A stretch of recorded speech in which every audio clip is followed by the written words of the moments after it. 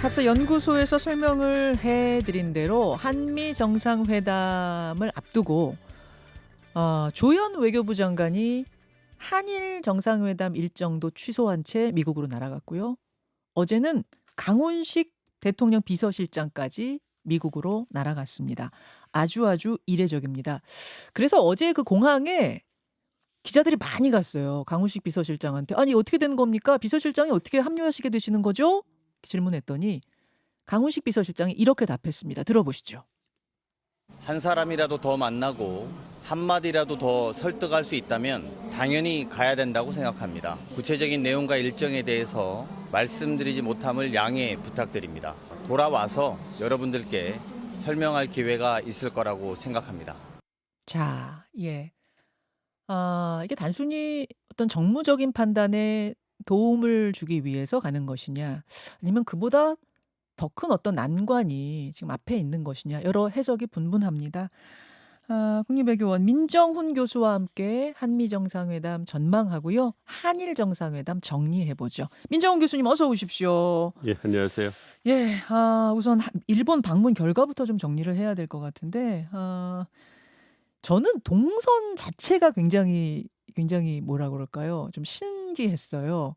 한미 정상회담 앞에 한일 정상회담을 하는데 국내에 왔다 가는 것도 아니고 그러니까 일본에서 바로 미국으로 가는 이 동선을 짰다. 그리고 우리 대통령이 대통령 되고 나서 양자회담국으로 일본을 선택한 것도, 첫 양자회담국으로 일본을 선택한 것도 이게 처음 있는 일 아닌가요? 그렇죠. 그렇죠. 굉장히 이례적인 거죠. 예.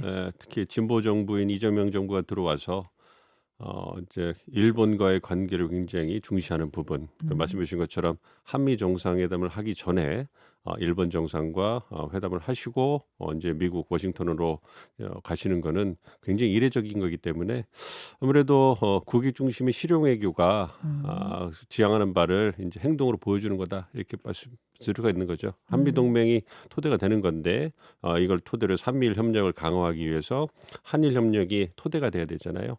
특히 이제 미국 같은 경우에는 한국과 일본이 굉장히 중요한 아시아 태평양, 인도 태평양에서 핵심 동맹국인데 역사 문제, 과거사 문제로 이제 그 교착 상태에 있으면 미국 입장에서는 중국 견제라든지 인도 태평양 지역에서의 평화 번영을 위해서 협력을 함께 하고 3자 협력을 하고 싶은데 이 부분에 있어서 걸림돌이 되니까 항상 우려를 했거든요.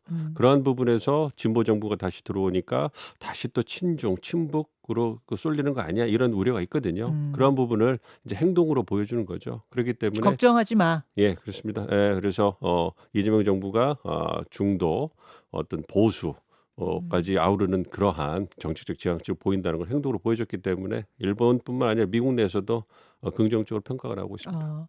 그러니까 윤석열 정부 때부터 그 미국은 계속 요구했던 거잖아요. 삼각 동맹 튼튼하다는 걸 보여줘. 너희들 일본하고 잘 지낸다는 걸 우리한테 좀 보여줘. 잘 지내. 계속 요구했던 건데 이재명 정부 들어오고 나서 혹시 또 삐걱거리는 거 아니야라고 의심하는 미국을 안심시키기 위해서 우리 잘 지낼 거예요. 정권 바뀌었어도 계속 잘 지낼 거예요. 이런 걸 지금 보여주기 위해서 갔다 이렇게 보시는 거예요. 그렇죠. 그런 측면도 있는데 한 가지만 좀 정정해 드리면 삼각 동맹은 아니고요. 예. 그러니까 삼자 협력. 그러니까 최근 언론에서 한미일 동맹 이런 얘기까지 나오는데 예. 저희가 동맹까지 발전하기는 어렵고요.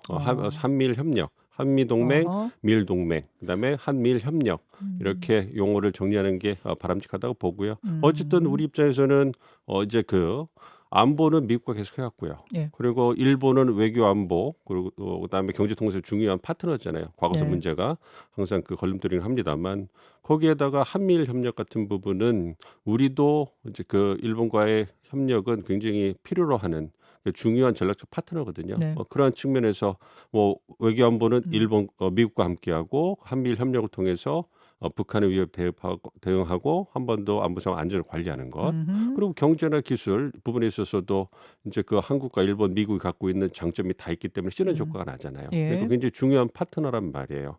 뭐 그런 부분에서 이제 그 우리가 중요성이 있고 그다음에 그래서 과거에는 안미 경중이라는 말이 있었는데 미국이 굉장히 공세적으로 경제 기술 측면에서도 나오고 있기 때문에 이제 더 이상 안미 경중이라는 말이 통하지 않아요. 그래서 안미 경세 뭐 이렇게 돼서 안보는 미국과 계속하고 경제는 세계와 함께하는 그러니까 거기에 미국이 중심이 되는 거죠. 음. 그러니까 우리의 국익이 네. 이제는 미국과 보다 더 협력을 강화할 수밖에 없는 전방위 부분에서 음. 그렇게 가고 있기 때문에 이재명 정부의 정책 기조도 그런 걸 반영하고 있는 거죠. 그래서 한미 동맹 예. 그리고 전략 파트너로서 중요성이 커지고 있는 일본, 한미일 협력 예. 이런 부분을 강조하는 추세다 봅니다. 자, 그래서 이제 일본 정상회담, 일본 총리와의 정상회담을 마친 뒤에 무슨 메시지가 나왔는가 회담 내용을 좀 들여다보겠습니다. 사실 공동으로 발표한 메시지 자체는 지난 정부의 것들하고 크게 다르진 않죠. 어떻게 보셨어요? 그렇습니다. 크게 다른 거는 없고요. 재반 분야에 걸쳐서 협력을 강화하겠다. 뭐 이런 부분에서 외교안보 측면에서 북핵에 대해서 한미 공조를 통해서 한미일 공조를 통해서 한번 남부산을 관리하고 음흠. 그리고 이제 그다음에 경제나 기술 측면에 있어서 서로 윈윈할 수 있는 서로 이제 공감대 형성되는 부분에 협력을 하겠다. 이런 부분, 뭐 수소나 AI 같은 예. 부분은 그다음에 인적 교류 강화하는 거 예. 이런 부분은 이제 크게 차이는 없었는데요. 제가 굉장히 흥미롭게 본 거는 예. 뭐 국내 정치적인 측면이긴 합니다만 사회 문화 측면에서 저출산이라든지 수도권 집중 문제라든지 예. 재난 안전 문제라든지 그러니까 한국과 일본이 공통적으로 이제 고민하고 있는 국내 정치적인 문제들, 사회적 문제들 이런 부분에 대해서 우리가 선제적으로 제안을 해서 서로 협력을 강화하는 예. 그래서 정보를 공유하고 해결책을 함께 예. 만들어가는 이런 부분은 굉장히 이재명 대통령이 갖고 있는 행정가로서의 능력이 발현된 것이 외교 분야도 발현된 것이 아니냐 그래서 흥미롭게 봤습니다. 저도 저출산 부분이 들어가 있는 게 맞습니다. 정상회담 선언, 그러니까 공동 합의문에 선언문에 들어가 있는 게 굉장히 귀에 들리던데요. 그런 부분을 특이하게 보셨군요. 네, 그렇습니다. 그러면 이제 이렇게 설명을 쭉 재반 설명 듣다 보니까 그래서 이랬구나 싶은 게 뭐냐면 사실은 한일 정상회담이 있을 때마다 가장 관심이 집중되는 건 과거사에 대해서 어느 정도 수준의 언급이 나올 거냐 이거잖아요.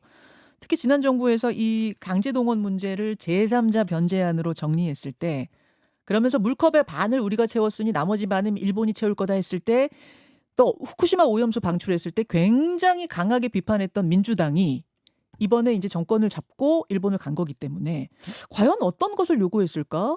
선언문에선 뭐가 담길까? 이렇게들 많이 봤는데 이게 언급이 되지 않은 건 앞서 교수님 말씀하신 이번 목적은 미국에 대해서 이 한미 관계에 문제 없다라는 걸 보여주기 위한 거였을 거다라고 생각하면 이 부분이 그래서 그랬구나 싶기도 하네요. 어떻게 해석하세요? 그거는 구체적인 목적이라고 보고요. 가장 중요한 목적은 일본과의 관계를 미래지향적, 성숙하게 관리하는 것. 그러니까 진보 정부가 들어와도 일본과의 관계가 일관성 있게 연속성을 갖고 갈 수 있다라는 부분을 보여주는 게 가장 중요했다고 생각을 해요. 이번 목적은? 예, 그렇습니다. 그 목적이 가장 중요했고 거기에 더해서 이제 한미 정상회담이 있으니까 미국에게 한국이 진보 정부가 들어와도 일본과의 관계가 원만하다. 그렇기 때문에 한미일 협력을 강화하는데 아무 문제가 없다. 이런 메시지를 던져서 한미 정상회담을 보다 긍정적으로 이제 끌어나갈 수 있는 어떤 그런 윤활유 정도 이렇게 만드는 그런 부분인데요. 말씀드린 것처럼 일본이 굉장히 중요한 파트너예요. 그래서 그런 부분에서 이제 진보 정부인 이재명 정부에서도 일본과의 협력을 미래지향적으로 해야 되겠다. 그러니까 항상 걸림돌이 과거사 문제였으니까 예, 예. 이 부분에 대해서 말씀을 안 하실 수 없으니까 이제 그분의 직시를 한다라고 얘기를 하지만 부각은 시키지 않겠다. 뭐 이렇게 얘기를 하고 그리고 이제 실질적으로 협력을 증대할 수 있는 부분을 우선적으로 강화를 해서 셔틀 외교도 복원하고 또 한일 간의 협력할 수 있는 신뢰를 만드는 거죠. 그리고 신뢰가 쌓이고 협력의 수준이 높아지면 네. 나중에 정권이 지나가면서 이제 과거사 문제가 불거진다 하더라도 아무래도 그거를 이겨낼 수 있는 체력이 만들어질 수 있으니까 그러한 부분을 먼저 만들고 이제 어떤 한일 관계를 발전시키는 토대를 만드는 거다 이렇게 보고 있기 때문에 한미 정상회담을 위한 마중물의 역할도 있지만 한일 간의 관계에 있어서 예. 중요성을 우리 정부가 굉장히 예. 부여한 거다 이렇게 봅니다. 지금 시민단체들에서 강한 반발 나오고 있어요. 아니 민주당 정부라서 기대했는데 이 과거사에 대해서 이렇게 하고 넘어가는 거냐 이제 이런 반발들 나오고 있습니다만 교수님 보시기에는 뭐 이번 한미 정상회담 앞이기 때문에서라기보단 앞으로도 요 정도 정리로 더 미래의 방점을 찍을 거다라고 보세요? 그렇습니다. 이재명 정부 출범하고요. 그 전에도 이제 대선 기간에도 이제 그 일본 전문가들이 바랬던 부분이 그런 부분이에요. 진보 정부가 들어오더라도 일본과의 관계는 계속 그 일관성 있게 연속히 가야 된다. 그래서 너무 이제 우리의 입장, 과거사 문제에 집중하다 보면 일본과의 관계는 개선되기 어려우니 이러한 부분에 대해서 보다 더 실용적으로 접근하는 게 필요하다. 이러한 부분에 대해서 많은 논의가 있었고 그거를 이재명 대통령 그리고 이재명 정부에서 받아들인 걸로 보고 있기 때문에 이번 한미 정상회담이 아니라도 그 향후에도 이러한 그 대일 외교 기조는 변함이 없을 거다 이렇게 보고 있습니다. 자, 이렇게 짧은 일본 일정을 마치고 미국으로 바로 날아갔습니다. 그래서 오늘 새벽 4시경에 지금 미국에 도착을 했고요. 이재명 대통령 17시간 후에 한미 정상회담 때까지 아무 일정 안 잡는데요. 안 잡고 오로지 이 회담 준비에만 집중하겠다 이렇게 밝힌 상태. 이제 교포들만 아마 한 번 정도 만나는 그 정도 일정이 있을 것 같은데, 자, 근데 이제 주목이 되는 게 지난주에 조현 외교부 장관이 일본 수행단에서 빠지면서까지 미국으로 날아갔고 그때 직항표를 못 구해가지고 경유를 타고 갔대요. 그러니까 얼마나 급했으면 이렇게 갔을까. 어제 강훈식 비서실장까지 합류를 했습니다. 이거는 무슨 돌발 상황이 발생을 한 건가 생각을 할 수밖에 없는 상황. 교수님께서 어떻게 보세요? 아까 말씀해 주신 것 패널 말씀해 주신 것처럼 예. 정확히 총력전이죠. 이제 외교관에서 들리는 그 정보를 이렇게 이제 귀동량에서 보면 예. 이제 그 미국 측에서 공동 성명문 초안이 그 서로 주고받잖아요. 왔을 때 굉장히 셌다라는 거예요. 그러니까 미국 측이 아까 논의를 했던 그 대미 투자 3,500억 예, 달러에 예. 대해서 구체적으로 예. 주불 시기라든지 방법이라든지 분야 이런 부분을 명시하는 게 필요하다. 이런 부분이 있죠. 거기서 지금 직접 투자라고 미국은 해석하고 있어요. 우리는 돌아와가지고 또 담당자들이 국민한테 설명했잖아요. 이건 직접 투자 아니고요. 간접 투자입니다. 뭐 보증 그렇죠. 같은 거 다 넣은 겁니다. 액수가. 미국 측 해석은 달라요, 지금? 직접 투자라는 거예요? 그러니까 그런 부분에 있어서 정확하게는 알기는 어렵습니다만 예. 아무래도 분야를 좀 지정을 하고 예. 그 해당 분야에 얼마만큼 돈을 갖다 투자할 것이냐 이런 부분을 좀 명문하는 게 필요하다 이런 얘기를 하는 거고 우리는 그거는 좀 곤란하다. 뭐 이렇게 해서 이제 방어를 하는 측면이 있는 거고요.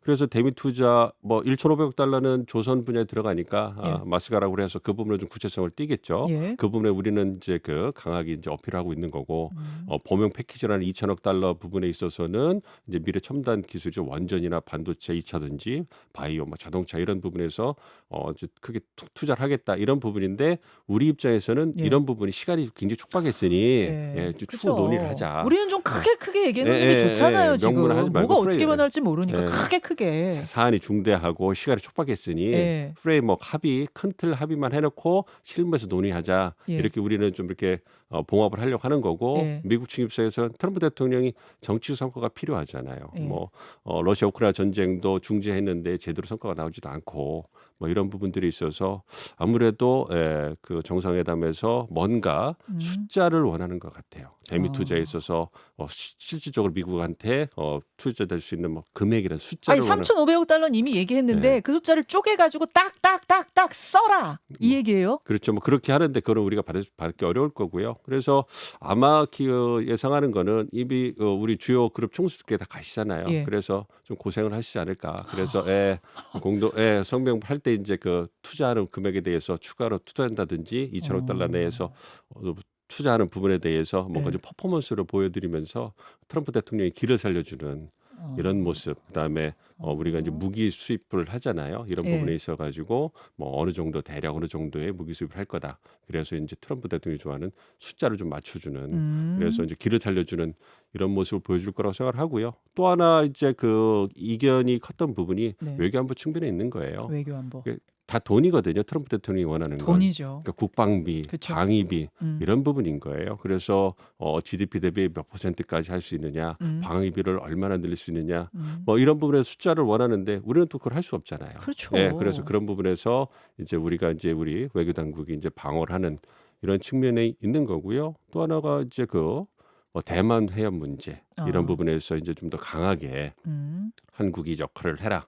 뭐 이런 부분들에 대해서 얘기를 하는데 그것도 지금 명문화하라는 거예요. 그렇죠. 대만의 유사시, 그러니까 대만에서 무슨 일 생기면은 너희들도 출동하는 거 이거 명문화해라 지금 그 정도까지. 그것까지는 아니고요. 그렇게까지는 아니고 이제 그 대만 앱에 있어서 뭐 중국의 일반 현상 변경 이런 예. 원론적으로 얘기를 한 데보다도 좀 미일 정상회담에서 나오는 정도까지를 바라는 것이 아닌가. 미일 정상회담에서 어떻게 그러니까 나왔어요? 아무래도 이제 대만 앱에서 중국의 일방적 현상 변경에 대해서 예. 반대한다. 그래서 중국을 명시하잖아요. 아, 중국을 콕 집어서 예, 반대한다까지 예. 나와야 된다. 그런데 이제 우리는 그걸 못한다. 중국과 그치. 관계 있으니까 네. 그래서 뭐 그냥 원론적으로 대만 해협에서의 어떤 아. 그 일방적인 현상 변경이나 아. 어떤 평화 안정에 대해서 기여를 한다. 뭐 이런 부분에서 막는 부분이 되는 거죠. 그래서 상당히 이번에 유성락 실장께서 말씀하신 것처럼 미국 측의 중국 견제라든지 대미 투자라든지 이런 부분에서 압박이 강하다.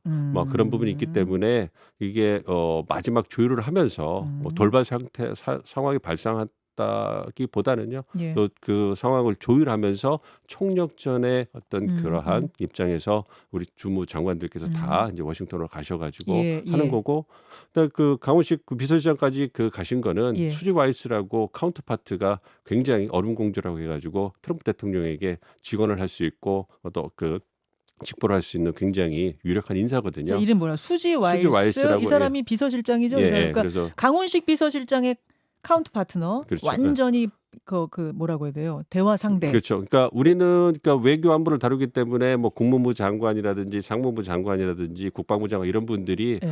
대통령과 직보를 하고 많이 만날 거라 생각하는데 예. 그렇지 않습니다. 비서실장이 가장 많이 만나시는 거거든요. 완전 실세군요, 그렇죠. 실세. 예, 격의가 없기 때문에 수지 와이스라고 하는 그분이 이제 트럼프 대통령이 2016년에 나왔을 때부터 계속 캠프에 있으면서 공헌을 해 오신 맞아요. 분이기 때문에 상당히 신뢰가 높습니다. 그러니까 강훈식 실장이 가셔가지고 예. 한국의 입장을 수지 와이스 실장을 만나셔가지고 전달을 하고 그래서 이제 어필을 해서 트럼프 대통령에게 한마디라도 전달할 수 있으면 의미가 있을 거다. 그래서 그래서 실제 비서실장도 가신 게 아닌가 이렇게 추정을 하고 있습니다. 얼음공주 설득하러 갔군요. 그렇죠. 이제 공감대를 형성하시죠. 예. 얼음공주의 말하자면은 같은 급이니까 비서실장 대 비서실장으로 뭔가 설명하고 설득하기 위해서 강훈식 실장이 아마 가면서 아까 말했잖아요. 뭐라도 도움이 되는 거 하나라도 더 하기 위해서 간다. 막 그 부분이 아닐까 보신다는 말씀. 그렇죠. 우리 또 예요. 비서실장이 어떤 우리 대통령, 우리 예. 정상의 최측근이잖아요. 예. 그러니까 미국 측에서도 관심이 많죠. 그리고 비서실장과 어떤 그 소통을 통해 가지고 이제 우리 정부 내 분위기도 좀 파악을 하고 본인들이 원하는 것을 전달할 수 있기 때문에 직보가 가능하기 때문에 그런 부분이 있습니다. 교수님, 근데 이제 3,500억 불이면 우리 돈으로 490조 원입니다. 어마어마한 돈이에요. 우리로서 제일 좋은 건 어음 내놓고 일단 좀 시간을 버는 거였는데 지금 미국에서 어음 말고 현찰다오 딱딱딱딱 문서화하자 계속 현찰 달라고 요구하면 그럼 우리 어떻게 대응해야 돼요 이번에? 그러니까 큰 틀에서 합의로 마무리를 져야 되겠죠. 그러니까 2천억 달러 부분에서 분야를 좀 지정하는 부분은 필요하지 않을까 싶어요. 뭐 조선 부분과 더불어서 원전 이런 부분에 예. 대해서 미국 측이 우리와 협력을 원한다고 이제 언론 보도가 나오고 예, 있잖아요. 예. 그래서 화석연료 에너지뿐만 아니라 원전을 통해서 인공지능, 전력 수요가 많은 부분에 있어서 미국 내 어떤 그 시설을 확충하는 부분이 굉장히 중요하기 때문에 그런 부분에 대해서는 우리도 이제 협력할 수 있고 새로 시장을 미국 시장을 개척할 수 있기 때문에 의미 있으니까 원전이라든지 반도체라든지 예. 바이오 이차든지 이런 부분에 있어서는 예. 서로가 큰 틀에서 합의를 해라고 했다. 예. 뭐 이렇게 가면 되는 거죠. 구체적 수치를 제시하는 것은 바람직하지 않기 때문에 예. 큰 틀에서 얼개를 맞추는 수준에서 마무리하고 향후 실무 협의를 통해 가지고 이제 논의를 진행한다. 이 정도만 해도 미국 측도 어느 정도 그 수긍을 할 거라 같고요. 아까 이제 말씀해 주신 것처럼 이제 하워드 로트닉 상무장관이 뭐 투자를 더해라. 그다음에 그 구체적으로 투자에 대해서 명문화하자 이런 얘기하면서 예. 회담 취소까지 뭐 거론했다 이런 얘기가 지금 언론보다 나왔잖아요. 흘러나오고 있습니다. 근데 대통령이 가시고 예. 장관들 가셨는데 다른 얘기가 안 나오잖아요. 예. 그거는 이제 잘 봉합이 되고 있다. 회담 이렇게, 취소 이런 것까지는 걱정 안 해도 된다는 그게 봉합이 말씀이죠. 되고 있는- 비행기가 이제 워싱턴 도착을 했잖아요.